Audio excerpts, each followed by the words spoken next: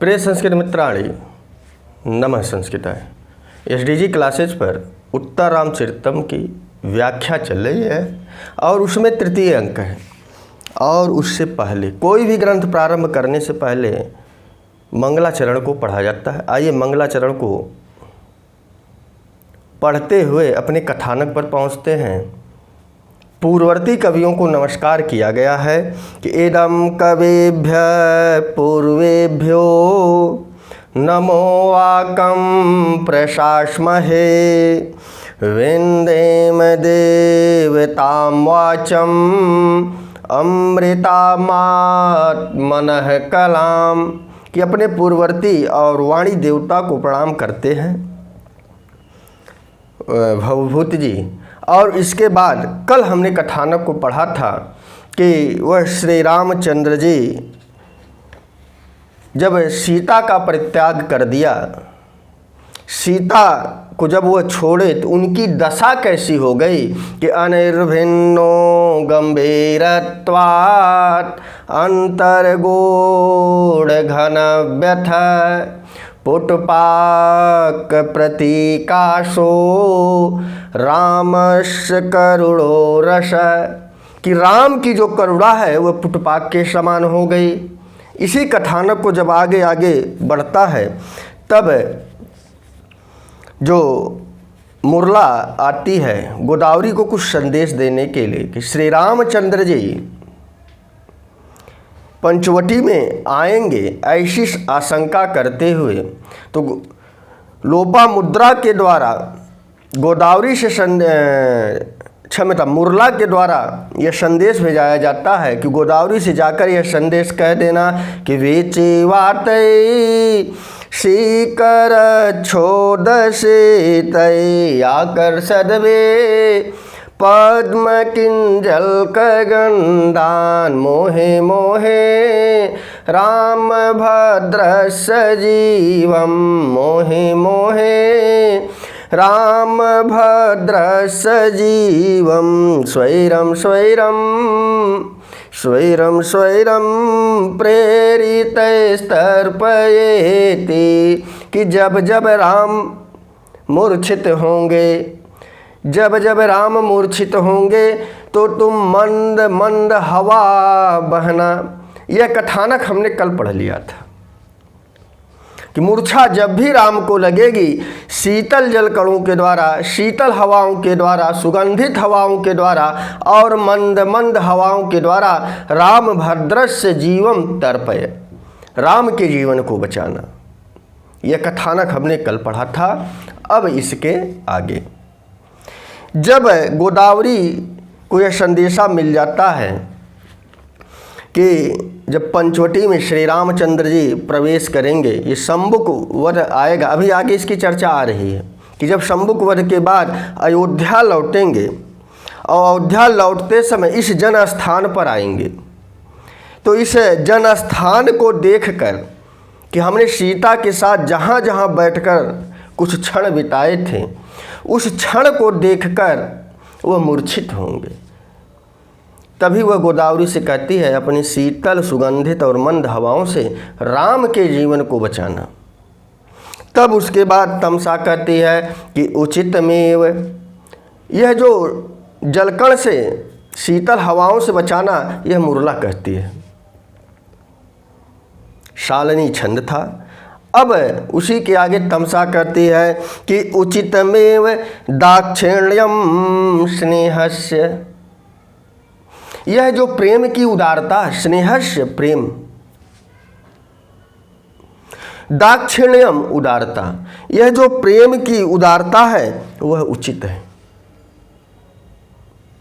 प्रेम कैसा है? लोपामुद्रा राम का हित चाहती है, इसीलिए वह राम के प्रति उसका जो प्रेम है वही यहाँ बात तमसा कह रही है कि लोपामुद्रा का संदेश मुरला बता रही है। जब यह वाक्य सुनती है कि राम के जीवन को बचाना है, ठंडी हवाओं से बचाना है, सुगंधित हवाओं से बचाना है।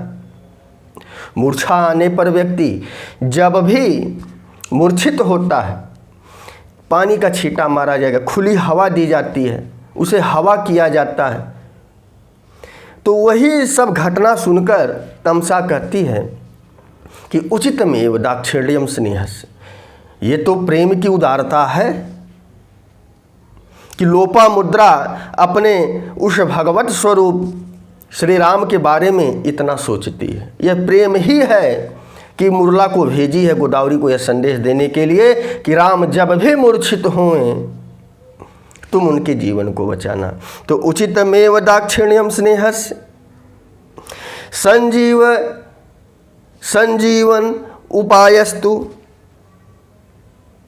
ये जीवित करने का उपाय मौलिक एव रामभद्रस्य अद्य सन्निहित है।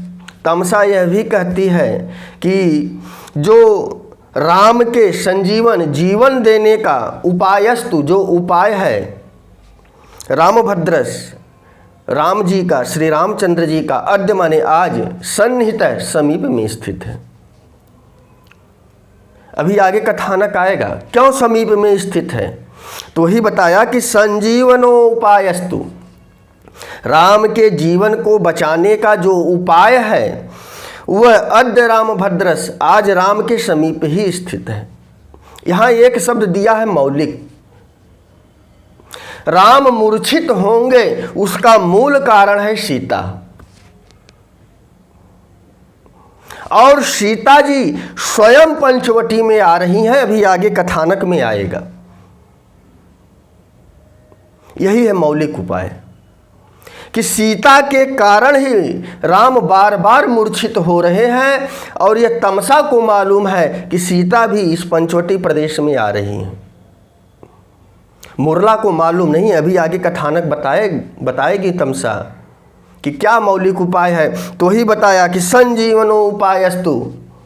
जब तमसा ने ऐसी बातें सुनी कि राम के जीवन को बचाना है, वह कहती है यह तो लोपामुद्रा का प्रेम ही है, उसकी यह उदारता है, यह उसकी अच्छी उचितम में अच्छी उदारता है।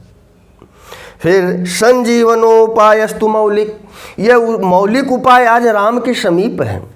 रामस्य भद्र, तो रामभद्रस्य अद्य सन्निहिता, आज राम के समीप में है। तब मुरला कहती है कथमिव, कैसे आज राम के समीप मौलिक उपाय आ गया। मौलिक माने मूल उपाय।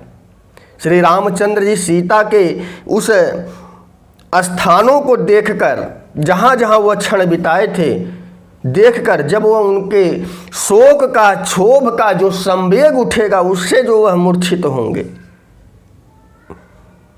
तो वही मूल है सीता। और वही सीता आज उनके पास है। पास कैसे, ऐसी ही बात जैसे सुनती है मुरला, कहती है कथ में कैसे वह मौलिक उपाय है। तब तमसा कहती है कि तत्सर्वम श्रोयताम, तो सभी बातें या सारी बातें, तत्सर्वम श्रूयताम, तब सारी बातें सुनो।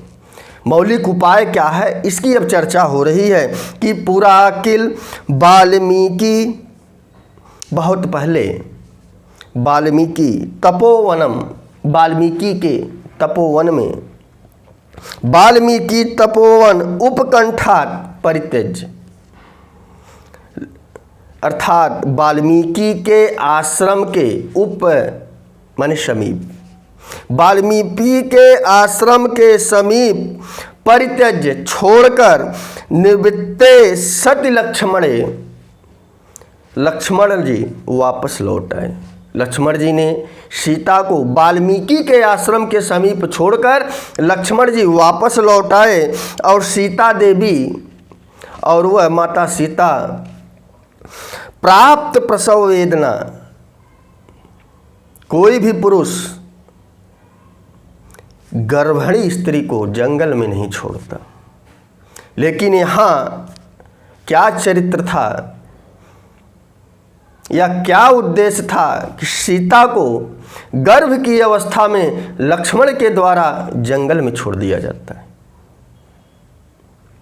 और इसी वेदना को, इसी संवेग को सीता सहन नहीं कर पाती। वही लिखा है कि सीता देवी प्राप्त प्रसव वेदना, जंगल में छोड़कर जब लक्ष्मण वापस चले जाते हैं तो उनके अंदर सीता जी के शरीर में प्रसव की पीड़ा होती है। और प्रसव की पीड़ा क्या होती है एक महिला अच्छी तरह जानती है। और जब भी प्रसव की पीड़ा होती है वो महिला चाहती है कि हमारे अगल बगल या तो हमारे संगी साथी रहें या हमारे घर वाले रहें, माने अपना कोई प्रसव के समय हमारे साथ रहे। तो लिया है प्रसव वेदनम अति दुख संवेगात। जब उन्हें प्रसव की सीता माता को प्रसव की पीड़ा हुई और उस वेदना के कारण अति दुख, उन्हें बहुत पीड़ा पहुंच रही थी और उस पीड़ा के संवेग से एक क्षोभ उठा, एक दुख उठा कि हमने क्या बिगाड़ा था कि इस ऐसी अवस्था में लोगों को हमारे साथ रहना चाहिए था। ऐसा शोक उनके अंदर व्याकुल हुआ। उसी संवेग के कारण उन्होंने आत्मानम, अपने आप को गंगा प्रवाहे, गंगा के प्रवाह में निक्षिप्तवती डाल दिया। अर्थात सीता जी गंगा में कूद पड़ी। यह संवेग था कि जब हम ऐसी अवस्था में हैं, हम प्रसव पीड़ा से गुजर रहे हैं और आज हमारे पास कोई नहीं है कहने के लिए, हम राजवंशी सूर्यवंशी में हमारा ब्याह हुआ है। ऐसी उनके मन में क्षोभ शोक उत्पन्न हुआ। उस शोक से जो संवेग उत्पन्न हुआ और संवेग में ही व्यक्ति अपने शरीर को मृत्यु की गोद में पहुंचा देता है। तो दुख संवेगात आत्मानम गंगा प्रवाहे, कि उस दुख के संवेग से उन्होंने आत्मानम अपने आप को गंगा के प्रवाह में, गंगा नदी में निक्षिप्तवती डाल दिया। अपने पूरे शरीर को गंगा में डाल दिया, अर्थात गंगा में कूद गई। और फिर उसके बाद बोला तदैव तत्र, उसके बाद द्वारकम द्वयम च प्रसूता, उस गंगा जी के जल में ही, उस गंगा जी में ही उन्हें 2 पुत्र पैदा होते हैं, 2 पुत्र को जन्म देती हैं। और भगवती भ्याम पृथ्वी भागीरथीभ्याम,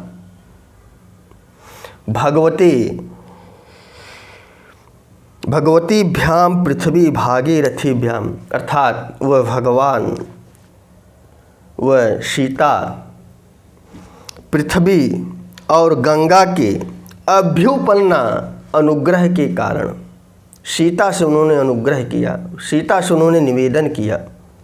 उस माँ सीता से पृथ्वी भागीरथीभ्याम, पृथ्वी और भगीरथी गंगा जी ने निवेदन किया और रसातलम चनीता, माता सीता को रसातल में ले गई। तल 7 होते हैं, अतल, बितल, सुतल, रसातल, तलातल, महातल, ऐसे बहुत तल नीचे हैं। लेकिन वह पृथ्वी और भागीरथी दोनों ने सीता माता से अनुग्रह किया कि आप रसातल को चलें। तो दोनों के अनुग्रह को स्वीकार करके सीता माता रसातलम च नीता, रसातल को चली गई। और पृथ्वी से ही इनका जन्म हुआ था। और वह रसातल में जब चली गई, अर्थात चौथे तल पर चली गई, पृथ्वी के अंदर चौथे तल में वह प्रवेश कर गई। और उसके बाद स्तन्य माने दूध, त्यागात परेण, जब उन बच्चों ने दूध पीना छोड़ दिया, स्तन का दूध पीना छोड़ दिया, तो परेण माने बाद में, द्वारकम द्वयम, उन 2 बालकों को, तस्य प्राचेतस्य महर्षे, अर्थात प्रचेता के पुत्र वाल्मीकि, प्राचेतस्य महर्षे, महर्षि वाल्मीकि के गंगा देवी के द्वारा जब 2 पुत्र पैदा हुए, उन पुत्रों ने जब माँ का दूध पीना छोड़ दिया तो गंगा जी ने उन 2 पुत्रों को लेकर महर्षि वाल्मीकि के आश्रम में गंगा देवी के द्वारा समर्पितम स्वयं गंगा जी ने वाल्मीकि के आश्रम में उनका नाम लिखवा दिया।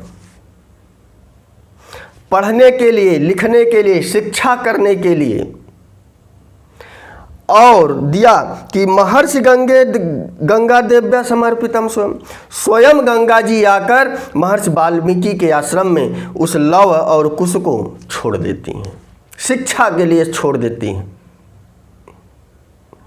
तब उसके बाद मुरला सविस्मयम, मुरला आश्चर्यचकित हो जाती है। और आश्चर्यचकित यही है कि सीता प्रसव पीड़ा में थी, गंगा में कूद गई, बच गई। गंगा में ही 2 बच्चों को जन्म दे दिया, यह भी आश्चर्यचकित की बात है। और वह दोनों बच्चे दूध पीकर बड़े हो गए, आश्रम में, वाल्मीकि के आश्रम में शिक्षा प्राप्त कर रहे हैं, यह भी आश्चर्य की बात है। इसीलिए मुरला सविस्मयम, मुरला आश्चर्यचकित हो जाती। अच्छा,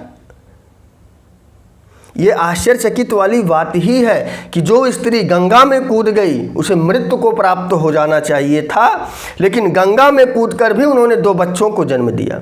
उसका पालन पोषण करने के लिए गंगा और पृथ्वी जैसी लोग उनकी सहायता करने के लिए आ गए। बच्चे स्तन का दूध त्याग दिए, अर्थात माँ का दूध पीना छोड़ दिए, और वे बच्चे आज वाल्मीकि के आश्रम में शिक्षा ग्रहण कर रहे हैं।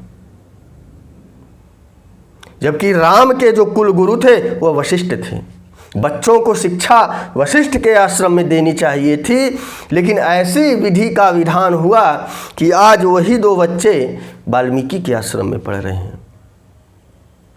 और वही चीज़ आगे मुरला कहती है सविस्मयम, आश्चर्यचकित हो गया, अरे ऐसा कैसे हो गया। आगे कथानक आएगा कि सीता को हिरण ने या किसी हिंसक जानवर ने खा लिया होगा, हमने जंगल में सीता को छोड़ दिया था। तब वह आश्चर्यचकित होकर श्लोक कहती है, ईदृशानां विपाकोपि ईदृशानां विपाको जायते परमाद्भुत। ईदृशानां, ऐसी सीता जैसे लोगों की जो दुर्व्यवस्था है, जो दुरावस्था है, जो उनके दुख की अवस्था है, परम अद्भुतम जायते, बड़ा अद्भुत लग रहा है कि ऐसे व्यक्तियों की, सीता जैसे व्यक्तियों की, राम जैसे व्यक्तियों की जो ये दुर्व्यवस्था हो रही है, जो दुरावस्था हो रही है, ये जो दीन दशा इस समय उन लोगों की चल रही है, दुख की अवस्था चल रही है, जो सीता के ऊपर दुख की घड़ी पड़ी है, वह दिया है परमाद्भुतम, अत्यंत अद्भुत, अत्यंत आश्चर्यचकित करने वाला है कि गंगा में कूदी तब भी नहीं मरी। बच्चे पैदा हो गए, बच्चे बड़े होकर आश्रम में शिक्षा ले रहे हैं, यही परमाद्भुतम है। और अंत में दूसरी लाइन में बता दिया, यत्रोपकरणी भावम, और ऐसे लोगों की सहायता करने के लिए एवं विधौ, पृथ्वी और गंगा सदस्य, एवं विधौ यत्रोपकरणी भावम आयत्ते विधौ जन, ऐसे लोगों की सहायता एवं विधौ, जो ये पृथ्वी और गंगा सदस्य जो लोग हैं, ऐसे लोगों के सहायक हो जाते। अर्थात जिसका संरक्षण प्रकृति करने लगा, गंगा प्रकृति है, पृथ्वी एक प्रकृति है, ऐसे लोगों की जब प्रकृति ही सहायता करने लगेगी तो उनका बचना निश्चित है। ईदृशानां विपाको जायते परमाद्भुत यत्रोपकरणी भावम आयत्ते एवं विधौ जन, ऐसे लोगों की सहायता जब प्रकृति ही करने लगे, यह सृष्टि ही करने लगे, तो यह बड़ा अद्भुत लगता है। ऐसी बातों को सुनने के लिए परमाद्भुतम जायते, बहुत अद्भुत लगता, बहुत चमत्कार वाली बात लगती है कि जब प्रकृति जिसकी रक्षा करने लगे, ऐसे लोगों को कभी भी मृत्यु प्राप्त नहीं होता। तो ईदृशा नाम माने सीता जैसी, सीता राम जैसी जो विपाक है, जो दुख की अवस्था है, जो दुरावस्था है, परम अद्भुतम जायते, बड़ा विचित्र लगता है, बड़ा अद्भुत लगता है, या आश्चर्यजनक लगता है कि यत्रोपकरणी भावम, पृथ्वी गंगा आदि जो प्राकृतिक चीज़ें हैं वह उनकी सहायता करने के लिए पहुंच जा रहे हैं। ऐसा आश्चर्यचकित होकर वह मुरला कहती है। तब तमसा कहती है कि इदानीम, तो अभी कथानक तमसा का ही चल रहा है। मुरला बीच में थोड़ा आश्चर्यचकित होकर कहती है, ये तो बड़ी आश्चर्यचकित वाली बात है। तमसा कहती है इदानीम तो संभोग वृत्तांतेन आनेन, कि संभोग वृत्तांत के बाद, इस समय संभोग वृत्तांत के बाद संभावित जनस्थान गमनम, कि इस संभावना की जा रही है कि शंभुक का वध होने के बाद जब संभावित जन स्थान आगमनम, जब इस संभावित जन स्थान में वह श्री रामचंद्र जी रामभद्रम आएंगे तो सरयू मुखाद उपश्रुत्य, और यह बात हमने सरयू के मुख से सुनी कि शंभुक वध के बाद वह श्री रामचंद्र जी जब इस पंचवटी, इस जन स्थान में प्रवेश करेंगे, और यह बात हमने नहीं सरयू के मुख से सुना। और यह सरयू नदी अयोध्या में बहती है और यह गंगा की सहायक नदी है, तो अयोध्या में जो भी हलचल होगा वह गंगा जी को पता होगा। और सीता गंगा मैया के पास है, गंगा जी को पता है कि सीता जी हमारे पास है, सीता जी कहाँ हैं। तो सरयू के द्वारा गंगा जी को पता चला कि श्री रामचंद्र जी शंभुक वध करने गए हैं, उनको मारकर वह पंचवटी में जरूर अवश्य आएंगे, क्योंकि वह रास्ते में पड़ता है। तो उस पंचवटी माने इस जन स्थान पर जब वह रामभद्र आएंगे, सरयू मुखाद उपसृत्य, यह बात हमने सरयू के मुख से सुनकर भगवती भागीरथी, वह भगवती गंगा, यदेवं भगवत्या लोपा मुद्रया,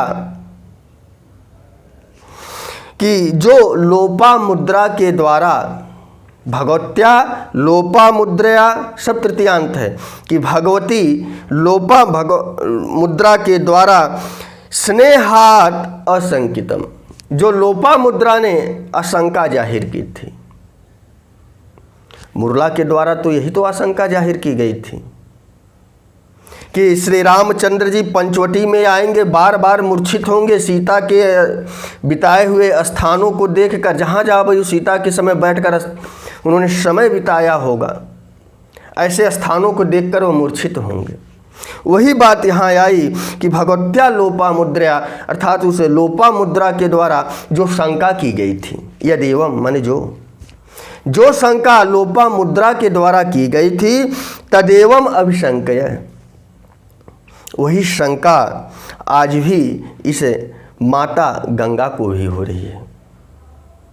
माता गंगा को भी हो रही है, मैया गंगा जी को भी हो रही है कि वह राम जी मूर्छित हो जाएंगे, इसीलिए वह गंगा जी सीता समेता, सीता के साथ, वह गंगा जी सीता के साथ केनचित एवं गृहचार माने घर, गृहचार माने घर, और व्यपदेशेन माने बहाने से, घर के केनचित कुछ बहाने से, गोदावरी उपागता, गोदावरी के समीप आई। आपको मालूम होना चाहिए गंगा जी की सहायक नदी है गोदावरी, लेकिन यहाँ बताया गया कि तदेव अभिशंक, मैं वही शंका उसे गंगा जी को हुआ या गंगा जी को हुई, और वह सीता समेता सीता जी को साथ लेकर गृहचार व्यपदेशेन, घर के या घरेलू किसी बहाने से, केनचित कुछ बहाने से, गोदावरी में उपगता, गोदावरी के समीप आ गई है। यही तो तमसा ने पहले बताया कि मौलिक उपायस्तु, जो यह मौलिक उपाय है, रामभद्रस्य अद्य सन्निहिता, राम के समीप स्थित है। राम भी पंचवटी में आ रहे हैं और उधर गंगा जी भी गोदावरी के समीप आ गई है, गोदावरी में आ गई है, अर्थात गोदावरी के समीप आ गई हैं। कहने का तात्पर्य है जो आश्रम है पंचवटी का वो गोदावरी नदी के किनारे है। एक तरफ से रामचंद्र जी आ रहे हैं, एक तरफ से गंगा मैया सीता जी को लेके आ रही हैं। और बताया घर के बहाने से। कोई भी अपने गांव में ऐसा देखा होगा कि अगर हमें कहीं जाना होता है तो हम कुछ ना कुछ बहाना ढूंढ लेते हैं, और ख़ासकर यह बच्चों में प्रवृत्ति ज़्यादा होती है। उन्हें बाजार जाना है लेकिन घर का कुछ ऐसा ज़रूरी काम खोज लेंगे कि ये चीज़ लानी है, जिद कर लेंगे कि हम पैसा दे दीजिए, हम बाजार जाएंगे। उसी तरह से किसी अन्य बहाने से वह सीता मैया को लेकर आती है। कौन? क्षमता गंगा जी। कहाँ आती हैं? गोदावरी के पास। जबकि गोदावरी सहायक नदी है, गोदावरी को गंगा के पास जाना चाहिए था, लेकिन गंगा मैया सीता से इतना प्रेम करती थी कि वह स्वयं सीता का भला चाहने के लिए, आपने देखा होगा जिन लोगों का शादी विवाह हो जाता है तो यदि जो विवाहिता पुरुष होता है यदि अपनी विवाहिता स्त्री की अगल बगल के गांव में पहुंचता है या किसी कारणवश किसी मार्केट में पहुंचता है और सास को फ़ोन कर दे कि माता जी रास्ते से जा रहे थे, आपके ही मार्केट में रुके हुए हैं, तो सास तुरंत समझ जाती है कि यह जो विवाहित पुरुष है अपनी पत्नी से, हमारी बेटी से मिलना चाहता है। तो माता भी कोई बहाना बनाकर आती है, बिटिया के लिए पायल खरीदना है, बिछिया खरीदना है। वह सास अपनी बेटी को लेकर तुरंत आ जाती है और दामाद जी से मुलाकात करवा देती है। यही है गृहचार व्यपदेशेन। किसी घरेलू बहाने से वह गंगा भी सीता को साथ लेकर गोदावरी के समीप आती है। तब इसके बाद मुरला कहती है, आया कि मुरला सुष्टु चिंतितम भगवत्या भागीरथ्या, जब कहती है कि यह गंगा जी का सोचना अच्छा है, उनका चिंतन करना, उनकी सोच अच्छी है कि वह सीता को साथ ले आई, नहीं तो सारा कार्य गोदावरी को करना पड़ता। और राजधानी स्थितस्य अस्य, और राजधानी में जब श्री रामचंद्र जी विद्यमान थे, अर्थात वह जब अयोध्या में थे, तो 23 जगताम, इस जगत के आभुद्देय के, जगत के उत्थान के लिए, जगत की उन्नति के लिए 23 कार्य, वह अलग अलग कार्यों में हमेशा दिया है कि व्यापृतस्य लगे रहते थे। कि वह श्री रामचंद्र जी जब अयोध्या में रहते थे तो राजा होने के नाते राजकाज में इतना कार्य था कि उसी कार्यों में वह हमेशा लगे रहते थे। और बोला रामभद्रस्य, और वह श्री रामचंद्र जी नियता चित्त विक्षेप, और जो उनका चित्त का विक्षेप था, जो चित्त की चंचलता थी, वह नियत थी। अर्थात वह राज के कार्यों में इतने व्यस्त हो जाते थे कि सीता का शोक उनके हृदय में नहीं उठ पाता था, इतने वह व्यस्त हो जाते थे। यह बात मुरला कह रही है कि गंगा जी का तो सोचना ठीक है, लेकिन वह श्री रामचंद्र जी जब राजधानी में थे, अर्थात जब अपने राज्य में रहकर शासन व्यवस्था देख रहे थे, तब वह अपने राज्य के कार्यों में अपने राज्य की उन्नति के लिए, उत्थान के लिए वह व्यस्त थे। आभुद्य कही दिया है, उन्नति के लिए। जगताम माने उनके राज्य का जो संसार है वह कैसा उन्नति करे, कैसे वह विकसित हो, इसी कार्यों में वह लगे रहते थे, जिससे उनके अंदर सीता के प्रति सोचने की, सीता को याद करने का उन्हें समय ही नहीं मिलता था। इसीलिए उनका जो चित्त विक्षेप था, चित्त की चंचलता थी, वह नियत थी, नियंत्रित थी। लेकिन अव्यग्रस्य, लेकिन आज वह व्यस्त नहीं है। शंभुक का वध करके आ रहे हैं, श्री रामचंद्र जी राजधानी में नहीं है, तो उनके अंदर कोई भी राज्य कार्य नहीं होगा, कोई भी वह राज्य कार्य नहीं करेंगे, वह खाली ही होंगे। तो वही दिया है, व्यग्रस्त माने व्यस्त, अव्यग्रस्त माने जो व्यस्त न हो। वह श्री रामचंद्र अव्यग्रस्त हैं, इस समय वह खाली होंगे, उनके पास कोई काम नहीं होगा। तो इसीलिए पुनरस्य, पुनः शोक मात्रम द्वितीयस्य, जब राज्य का कार्य नहीं होगा वो सीता के बारे में चिंतन करेंगे। 14 वर्ष तक जंगलों में रहे तो उस जंगल की स्थानों को, जंगल के स्थानों को देखकर सीता उन्हें अवश्य याद आएंगी। इसीलिए लिखा शोक मात्र द्वितीयस्य, दूसरा शोक ही उनके पास होगा, मैं और मेरी तन्हाई, अर्थात श्री रामचंद्र जी और उनके साथ लगा हुआ शोक। इसीलिए लिखा है शोक मात्र द्वितीयस्य, को सीता जी का केवल शोक और श्री रामचंद्र जी दो ही होंगे। और इसीलिए दिया है कि शोक मात्र द्वितीयस्य, जब उनके साथ शोक ही रहेगा तो पंचवटी प्रवेश हो, उस शोक के साथ, उस सीता की यादों के साथ, क्योंकि अब वो राजा तो है नहीं, शंभुक वध करने के लिए जंगल में आए हैं, राज्य कार्य होगा नहीं। जब कोई काम ही नहीं होगा तो सीता के शोक में वह व्याकुल हो जाएंगे। और उस व्याकुलता के साथ पंचवटी प्रवेश हो, जब वह पंचवटी में प्रवेश करेंगे तो दिया है महान अर्थम इति, बहुत अनिष्टकारी होगा, महाअनर्थ हो जाएगा कि हो सकता है उनकी शोक के कारण वह मूर्छित हो जाए, मर जाए। वही चीज़ यहाँ भवभूत ने लिखी कि ऐसे शोकाकुल व्यक्ति यदि पंचवटी में आएंगे, जहाँ उस पंचवटी में उन्होंने समय बिताया था, ऐसे पंचवटी का स्थान को देखकर यह अनिष्ट, महाअनर्थ की परंपरा हो जाएगी, अर्थात यह अनिष्टकारी ही होगा, श्री रामचंद्र जी को ही दुख देगा, उनका दुख और बढ़ जाएगा। तब तत्कथम सीतया भद्रो अयम आश्वासनीयम स्यात्, और सीता ही उस मूर्छा को, राम को आश्वासित कर सकती है, राम को ही वही जिला सकती है, और कोई उपाय नहीं है।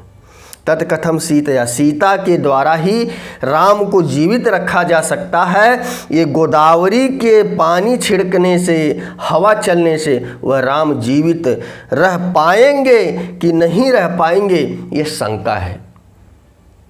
इसीलिए वह गंगा जी स्वयं सीता समेता गोदावरी में उपगता, सीता के साथ वह गोदावरी के समीप आ गई। तब तमसा कहती है उक्त मत्र भगवत्या भागीरथ्या वत्से, भगवती भागीरथी ने कहा, अर्थात तमसा अब भागीरथी का संदेश कह रही है कि उक्त मत्र भगवत्या भागीरथ्या, कि भगवती भागीरथी ने कहा। क्या कहा उसकी अब व्याख्या चल रही है। तमसा बोल रही है, लेकिन जो वह कह रही है वह संदेशा गंगा जी का है।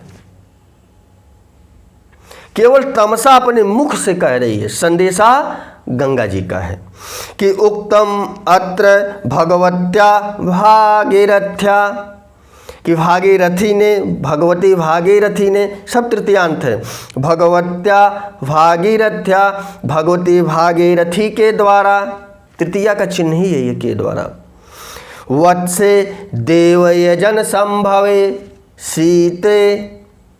तो देवयजन संभवे वत्से सीते संबोधन है सब, कि देव यज्ञ से संभवे उत्पन्न, देव यज्ञ से उत्पन्न। आपको मालूम होगा कि यज्ञ के द्वारा ही सीता की उत्पत्ति हुई है, तो इसीलिए लिखा देव यजन संभवे, सीता के लिए आया। संबोधन का है, देव यजन संभवे में कौन सी विभक्ति है? संबोधन की विभक्ति है। वत्से पुत्री, यह भी संबोधन है, और सीते, सीता का बनेगा सीते, यह भी संबोधन का है।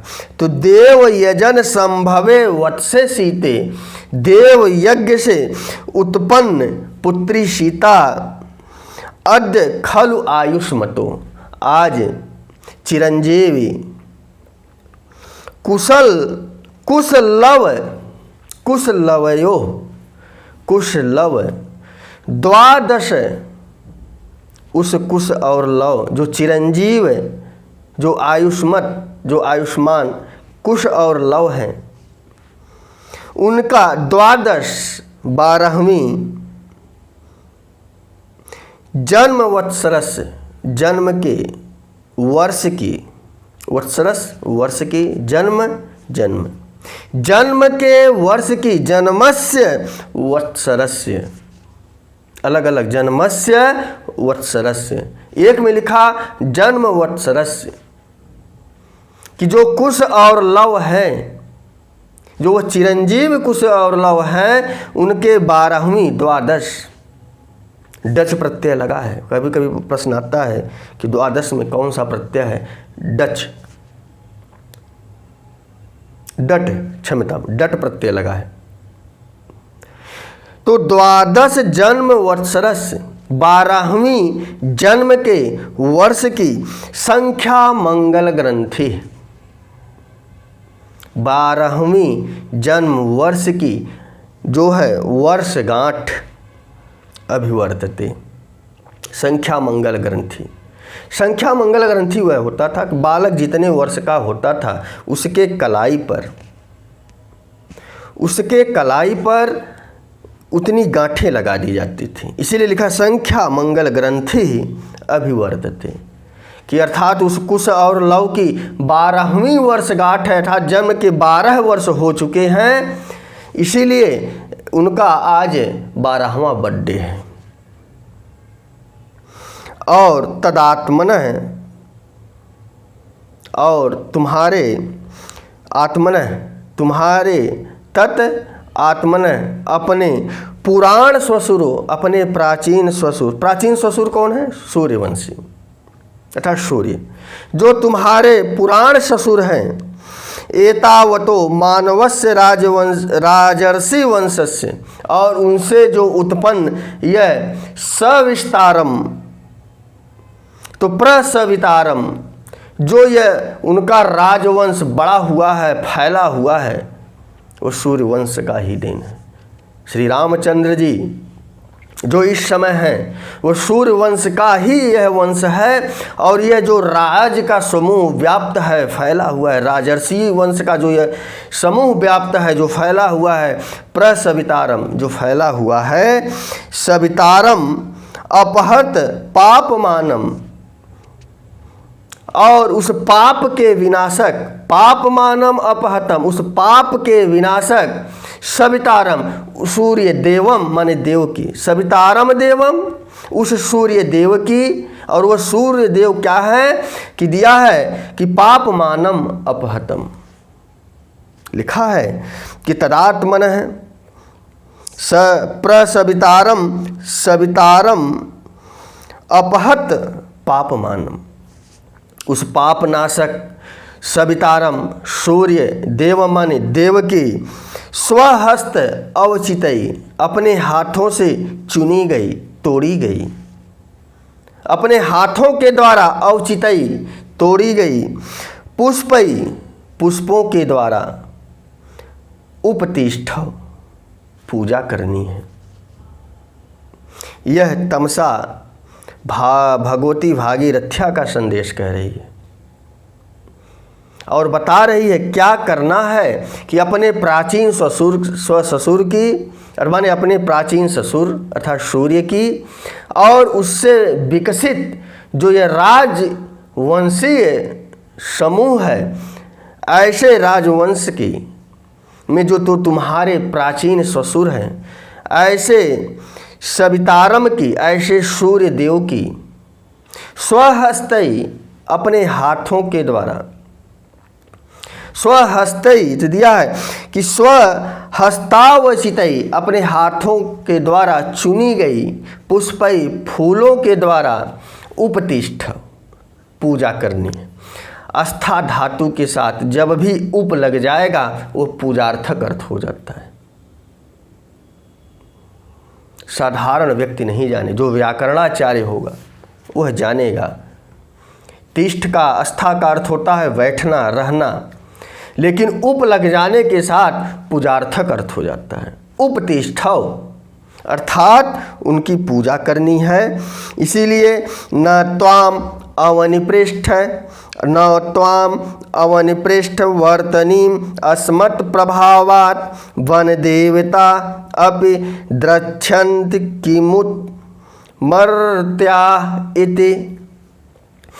तो यहाँ बताया कि त्वाम अवनिपृष्ठ, कि त्वाम माने तुमको, अवनि पृष्ठम, अवनि माने धरती, इस धरती के पीठ पर अस्मत् प्रभावात् हमारे प्रभाव से, माने गंगा जी के प्रभाव से, गंगा मैया के प्रभाव से, क्योंकि सीता पृथ्वी पर यदि आएंगी तो सारा समाज यह कहकर उनके शोक को बता देगा ये वही सीता हैं जिनको श्री रामचंद्र जी ने छोड़ दिया। छोड़ने का कारण बताएंगी कि रावण के यहाँ रही थी,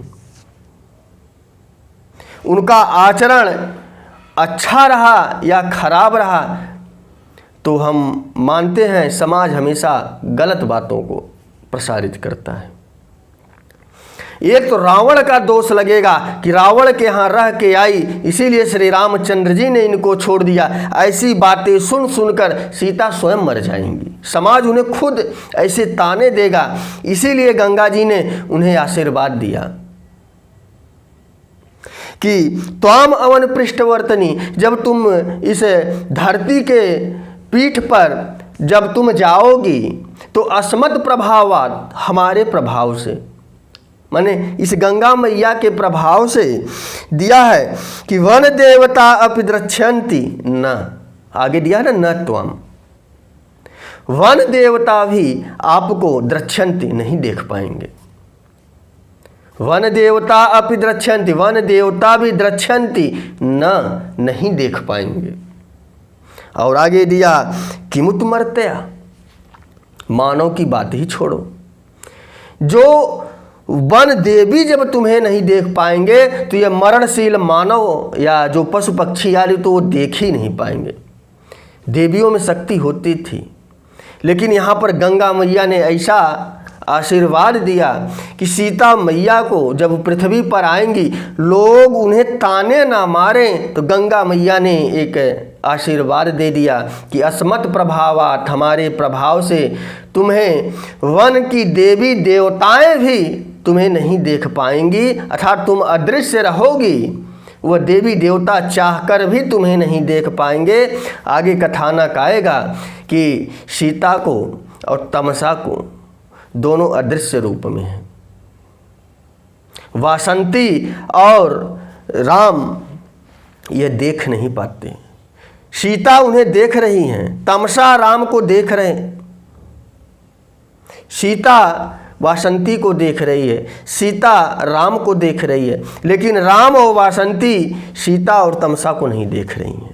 यही आशीर्वाद दिया कि वन देवता अपि द्रच्छन्ति, वन की देवी देवताएं भी आपको नहीं देख पाएंगी। और किमुत मर्त्या, इस मृत्यु लोक की बातें छोड़ दो, इस मरणशील मानव की बातें अलग हैं कि यह तो देख ही नहीं पाएंगे, लेकिन उसके साथ साथ वन देवी देवता भी तुम लोगों को नहीं देख पाएंगे, ऐसा आशीर्वाद देती है। और इति अहम आयाज्ञा अहम अपि आज्ञापिता, ऐसी आज्ञा देकर। अहम माने मुझे, अहम माने मुझे किसे? तमसा को। कि अहम आज्ञापिता, ऐसी आज्ञा देकर तमसे, हे तमसे, त्वयि प्रकृष्ट प्रेम एवं वधू जानकी। तुम्हारा या तुमसे, त्वयि माने तुमसे, त्वयि प्रकृष्ट प्रेमेव वधू जानकी, माता सीता का या माँ सीता मैया का तमसा के प्रति अत्यधिक प्रेम है। जब अत्यधिक प्रेम है तो यह जो आशीर्वाद होगा वह तमसा पर भी लागू होगा। तो ही दिया यहाँ पर, अहम अपि आज्ञापिता तमसे त्वयि, हे तमसे, संबोधन है, हे तमसे, त्वयि तुम्हारे में, त्वयि माने तुम्हारे में, वधू जानकी, जो वधू जानकी हैं तुम्हारे में अत्यधिक प्रेम रखती हैं, तुम पर अधिक विश्वास करती हैं। इसीलिए यह जो आशीर्वाद है, यह आशीर्वाद सीता जी के साथ साथ तमसा पर भी लागू होगा, माने तुम पर भी ये चीज़ें लागू होंगी। और अतः त्वमेव अस्या प्रत्यंतरी भव, इतना कहकर इसीलिए तुम उनके साथ प्रत्यंतरी भव, साथ साथ रहना। अस्याह सीतायाह दिया है, अतः त्वमेव तुमको, अस्याह सीता के साथ, प्रत्यंतरी भव हमेशा साथ रहना। तब सह अहम अधुना यथादेष्टम अनुतिष्ठामि, और उसी आदेश का पालन करते हुए मैं यहाँ निवास कर रही हूँ। आखिर जंगल में, पंचवटी में तमसा का आने का कारण क्या था? वही चीज़ बताई, उसी आदेश के कारण, उस गंगा मैया के आदेश के कारण मैं इस जंगल में विराजमान हूँ, या उसी के आदेशानुसार मैं काम कर रही हूँ। सा अहम अधुना माने वही, अधुना माने अब, यथा उदिष्टम जो कहा गया है, सीता मैया के साथ रहना, प्रत्यंतरी भव, सीता माता के साथ रहना, उसी आदेश का मैं पालन कर रही हूँ, या उसी आदेश के अनुसार मैं कार्य कर रही हूँ। तो आज कथानक को यहीं समाप्त करते हैं। कथानक आगे पढ़ा सकते थे, लेकिन कथानक वहीं समाप्त किया जाता है कि जहाँ हम पूर्व ज्ञान से नवीन ज्ञान को जोड़ सकें। तो आज कथानक यहीं समाप्त करते हैं।